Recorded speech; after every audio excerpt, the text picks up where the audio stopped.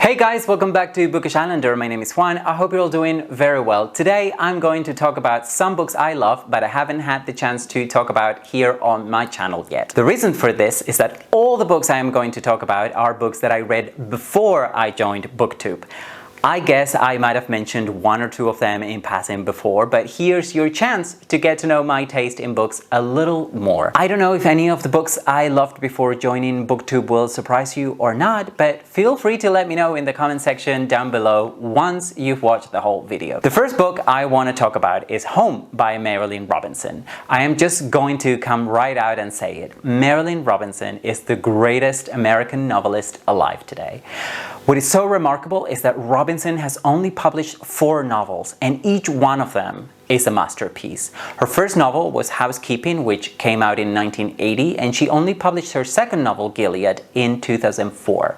With Gilead, she began a series centered on a reduced group of characters. The second novel in the series was Home, published in 2008, and the third one, Lila, came out in 2014. A fourth novel, entitled Jack, is due to come out in 2020. Each of these novels focuses mostly on one of the characters, so there is a certain amount of overlap between the events told in the different books. In Gilead, we get an account on the life and regrets of John Ames, who is a Congregationalist minister in the town of Gilead, Iowa. The narrative then in the second novel, Home, is concurrent with Gilead, but focuses on another family, that of Reverend Robert Boughton. I have chosen to talk about Home specifically and not the whole series because you can read Home independently. You don't need to read Gilead first or even at all to experience the joy of reading Home.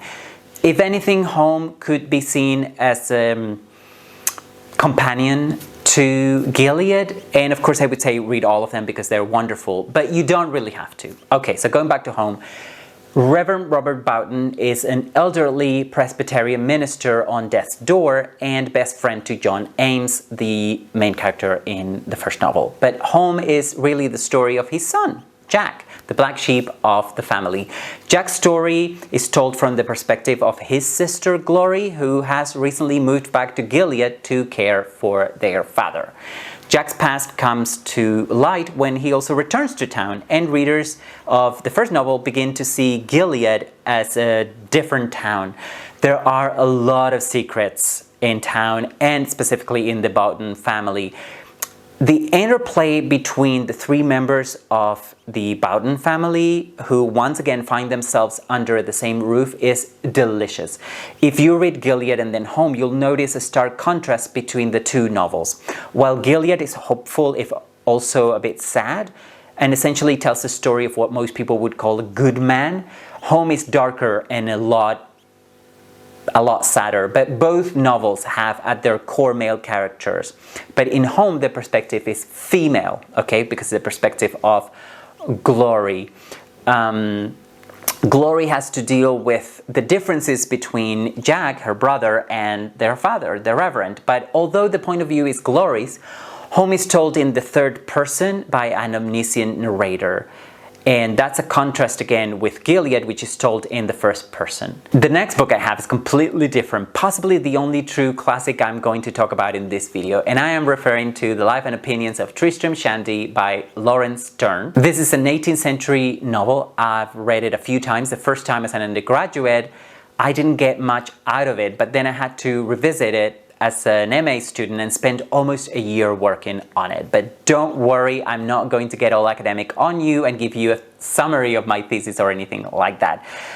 I'm just going to tell you why I think Tristram Shandy is a great book. Although the title suggests a biography of a character named Tristram Shandy, that's not exactly what you're going to get. It is better if you know that going in because it is all a joke by Laurence Stere, and I am sure you would want to be in on the joke. The novel doesn't begin with Tristram's birth, but with the moment of his conception, and I've never read any other novel that begins with the main character's parents busy at it.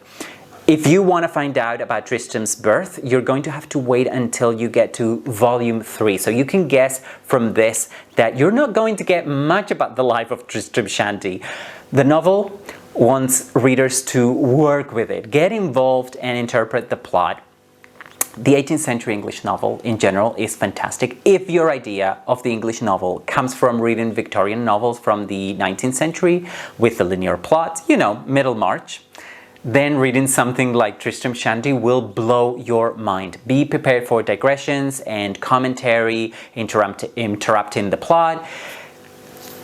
What can I say? If you want to read a classic that doesn't resemble any other classic that you have read before, then you need to pick up Tristram Shandy. For me, one of the best things about this novel is how it ridicules solemnity and gravitas. Tristram Shandy is also rich in literary references, and particularly echoes to Don Quixote are the ones that I enjoy more. But let's now talk about a contemporary novel, a book that I read almost by chance and surprised me. Everything is Illuminated by Jonathan Safran Foer. Very few books have ever made me laugh out loud, and Everything is Illuminated is one of them. A source of humor here is the language used by the Ukrainian narrator Alexander Perchov, Alex. Alex is in love with all things American, and he's so proud of his English, you know, and he clearly has taught himself English. Safran Foer created a vibrant version of English here, which could have easily gone wrong, but I think it truly works in this novel. Without Alex's strange version of English, this novel wouldn't be as compelling as it is. Alex works as a translator for a travel agency specializing in arranging trips to Poland and Ukraine for American Jews interested in exploring their origins. And that is how Alex meets a tourist who is none other than Jonathan Safran Foer himself. I love this book for its complex narrative, but mostly because it makes me laugh. And I don't know about you, but I could do with some laughs these days. Another novel that makes me laugh out loud is Pnin by Vladimir Nabokov. This novel was the one that launched Nabokov's career in America, and I love a campus novel. This one is one of the best campus novels I've ever read.